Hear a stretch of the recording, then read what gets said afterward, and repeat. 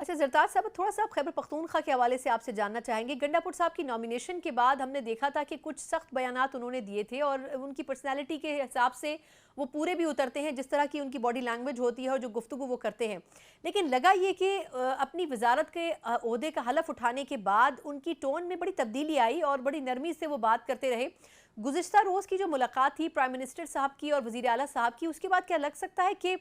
पाकिस्तान तहरीक इंसाफ और नून लीग के दरमियान या फिर विफाक और सूबे के दरमियान कुछ बर्फ पिघली है?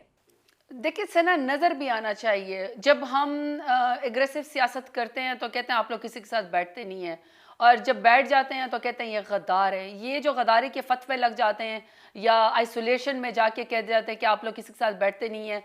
दो या एक राय कायम करें हमारे बारे में या दूसरी। ये जो इन्होंने मजाक बनाया हुआ है कि इवन हमारे बारे में ऐसा भी होता है जिसने प्रेस कॉन्फ्रेंस कर ली कहते वो तो पहले से तैयार था, गद्दार था। और जो पार्टी के अंदर इस वक्त अवाम के अंदर अपने मुकदमे लड़ रहे हैं, 25-25 मुकदमों के अंदर हमें नॉमिनेट किया हुआ है। हम एक जगह मुल्क के अंदर एक शहर के अंदर मौजूद थे और पंजाब के पूरे पूरे शहरों के अंदर जो हमें नॉमिनेट कर दिया, सिर्फ ये विक्टिम और सिर्फ ये हमें जुल्म और जबर और उसका मुकाबला करना पड़ रहा है क्योंकि हमने खान साहब का साथ नहीं छोड़ा, तो हमें फिक्स किया जा रहा है। वहां पे अगर अली अमीन गंडापुर ने, वो ठीक है कि एक इंसान का इस लीडर एक अपना एक स्टांस होता है, उनका बोलने का स्टाइल और है, मेरा और है। कुछ लोग बड़ी ऐसी सियासत करते हैं कि नपे तुल अल्फाज बोलते हैं, कुछ ऐसे बोलते हैं बहुत एग्रेसिव जाके बात करते हैं। लेकिन जब आपके पास एक चेयर आ जाती है, जब आप एक सूबे के वज़ीर आला बन जाते हैं, और सबसे बड़ी बात ये है ना कि अली अमीन गंडापुर तो फॉर्म 45 वाले अवाम के वोट के जरिए आए, वो फॉर्म 47 वाले भी नहीं है। KPK ने और पाकिस्तान के लोगों ने भरपूर खान साहब के नुमाइंदों को वोट दिया।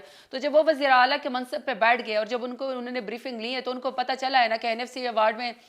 KPK का हिस्सा नहीं दिया जा रहा। फाटा की जो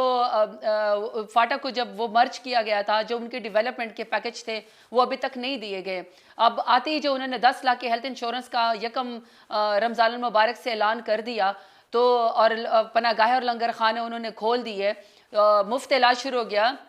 तो उसके लिए तो सना बहुत पॉजिटिव बात है कि अली अमीन गंडापुर अपने सूबे का हक देने के लिए, और सबसे बड़ी बात उन्होंने एक और भी बातें की कि 9 मई की आड़ में फ्रेम करके जिस तरह हमारे लीडरान को और खान साहब को और जिस तरह हमारी पार्टी को तोड़ फोड़ करके अभी तक जो है हमें हमारे साथ जुल्म और जबर हो रहा है, ये इसको ख़त्म कर देना चाहिए और खान साहब से भी मिलने देना चाहिए। तो एक तरफ एक वज़ीर आला अली अमीन गंडापुर जिनको एक फ्रेम किया गया था कि वो इस तरह करते हैं और वो एग्रेसिव हैं, लेकिन उन्होंने इतना अक्लमंद होने का और अपने सूबे के हकूक़ के लिए लड़ने का उन्होंने इतना ज़बरदस्त फोरम चूज़ किया। दूसरी तरफ पंजाब को भी कोई अक्ल की बात करनी चाहिए कि वहाँ पे आप सिर्फ नवाज शरीफ के आटे के थैले के ऊपर तस्वीर लगा के टैक्स पेयर के पैसे से मसाइल गुर्बत कम नहीं हो जाएगी, या अली अमीन गंडापुर के ऊपर एक सूबे के वज़ीर आला के ऊपर पिंडी में दाखिले के ऊपर पाबंदी लगाने से फेडरेशन ताकतवर नहीं होती, कमज़ोर हो जाती। तो लिसानियत का कार्ड PMLN को बंद करना पड़ेगा। अब जब ज़बरदस्ती फॉर्म 47 के जरिए उनको हुकूमत मिली गई है तो फिर उनको कुर्सी की जो बंदर बांटते हैं ना, उसके बाद उनको अब आवाम की भी बात करनी पड़ेगी।